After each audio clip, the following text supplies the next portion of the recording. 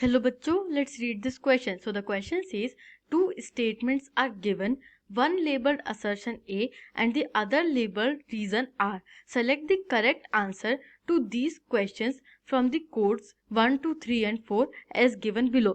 यहाँ पे हमें दो स्टेटमेंट्स गिवन है जिसमें एक को लेबल किया है असर्शन A और दूसरे को लेबल किया है रीजन R और जो गिवन कोड्स है इनमें से हमें सही कॉम्बिनेशन या सही आंसर सेलेक्ट करना है. कोड्स देख लेते हैं. First code is both assertion and reason are true and reason is the correct explanation of the assertion. Second is both assertion and reason are true and reason is not the correct explanation of the assertion. Third is assertion is true but reason is false. And fourth is assertion is false but reason is true. यहाँ पे जो given statements है उन्हें देख लेते हैं. Assertion is East India Company appointed paid servant called Gomastas. Reason is the East India Company took the step to assert an monopoly of right to trade.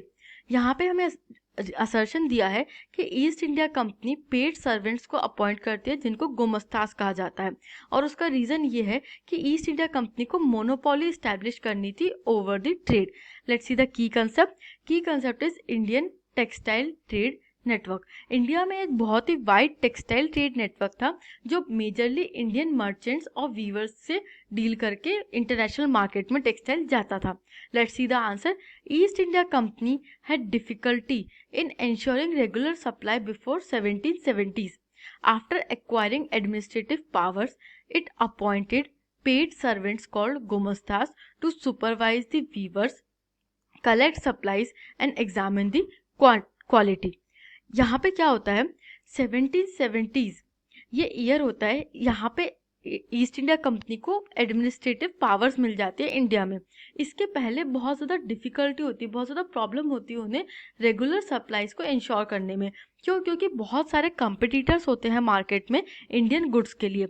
जैसे ही उन्हें एडमिनिस्ट्रेटिव पावर्स मिलती हैं वो पेड सर्वेंट्स को employ करते हैं जो गोमस्तास कहलाते हैं. इनका मेन काम होता है कि वीवर्स को सुपरवाइज करना और वीवर्स से सप्लाईज को कलेक्ट करना और वो जो क्वालिटी प्रोड्यूस कर रहे हैं उस क्वालिटी को एग्जामिन करना. यहाँ पे हम रीज़न देख लेते हैं. अब तो हमारा असर्शन है कि East India Company appointed paid servant called गोमस्तास. तो assertion is right, yes they have appointed paid servants. और उसका रीज़न क्या है? To assert an monopoly of right to trade. अब जैसे ही ईस्ट इंडिया कंपनी को एडमिनिस्ट्रेटिव पावर्स मिलती हैं वो अपनी पावर्स का यूज़ करके मोनोपोली भी गेन कर लेते हैं फ्रॉम द लोकल कोर्ट्स और वो इस मोनोपोली का असर्शन करते हैं विद द यूज़ ऑफ गोमस्तास. तो यहाँ पे असर्शन और रीज़न दोनों ही राइट है. तो हमारा फर्स्ट कोड सही हो जाता है. Both assertion and reason are true and reason is the correct explanation of the assertion.